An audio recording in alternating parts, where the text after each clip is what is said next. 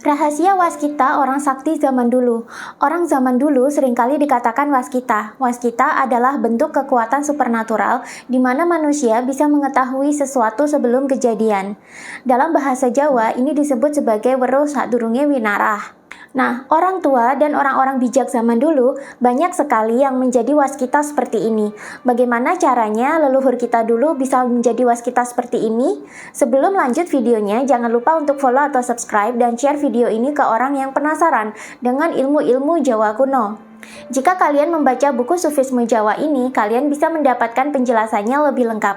Dalam Kamus Besar Bahasa Indonesia, waskita artinya tajam penglihatannya, terang, teliti, dan waspada. Dalam filosofi Jawa, orang yang waskita juga memiliki ciri-ciri sebagai berikut. 1. Mereka orangnya suka mengamati atau mengobservasi. 2. Mereka orang yang teliti dan suka niteni atau menandai pola-pola kejadian di semesta.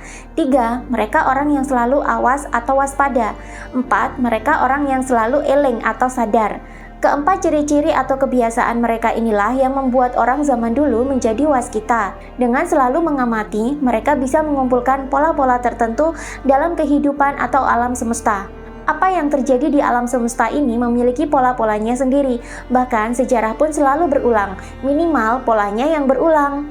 Pola-pola seperti inilah yang dititeni atau ditandai atau diteliti oleh leluhur kita, sehingga mereka bisa memprediksi kejadian yang akan datang hanya dengan menganalisa pola-pola yang sudah nampak. Mereka akhirnya menjadi weruh sadurunge winarah atau tahu kejadian sebelum terjadi sungguhan.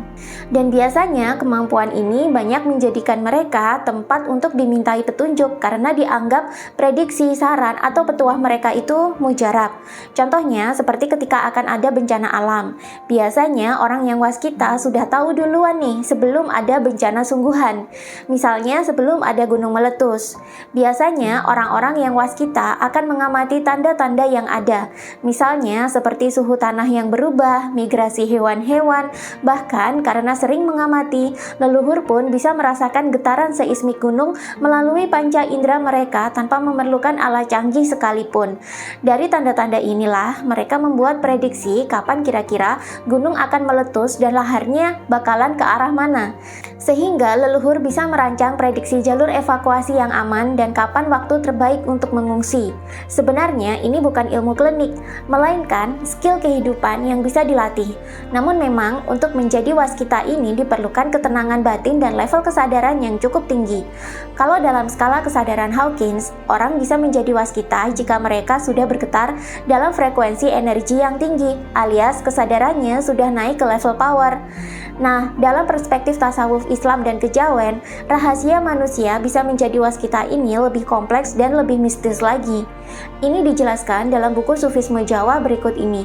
Menurut Imam Al-Ghazali, seorang ulama besar penyusun karya-karya tasawuf di abad 12 Masehi, beliau mengatakan bila manusia bisa mendalami ilmu tasawuf atau kebatinan atau spiritual Islam dengan baik, sampai ia bisa mawas diri dan mengendalikan nafsu-nafsu dalam dirinya sehingga ia bisa mencapai kemurnian diri dan makrifat, maka manusia bisa menangkap nur gaib dengan cermin hatinya atau dengan mata hatinya atau mata ketiga atau kelenjar pineal. Dengan perantara nur ilahi inilah para sufi atau pejalan tasawuf bisa mulai melakukan penghayatan gaib mereka. Bahkan dikatakan oleh Imam Al-Ghazali bahwa manusia bisa sampai bertemu dengan ruh nabi-nabi dan para malaikat. Dalam mistisisme Islam atau tasawuf, memang dikatakan ruh para nabi dan rasul adalah ruh orang-orang suci dan tercerahkan yang masih bisa ditemui atau melakukan kontak dengan manusia-manusia di bumi yang masih hidup. Syaratnya adalah seorang manusia harus memurnikan dirinya dan menaikkan level kesadarannya. Nah, manusia bumi yang berhasil menemui ruh-ruh para nabi dan malaikat ini ternyata bisa mendapatkan pengetahuan gaib dari mereka. Bahkan bisa pula melihat dan membaca suratan nasib di Lauhul Mahfuz.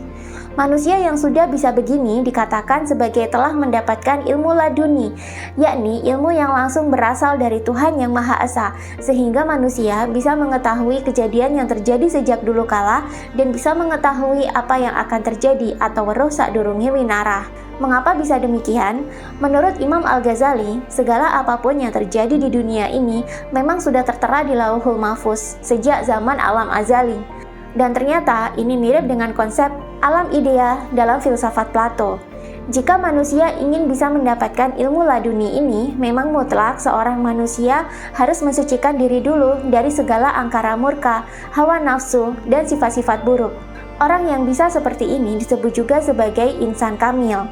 Nah, apakah di zaman sekarang masih ada orang yang waskita dan memiliki ilmu laduni begini?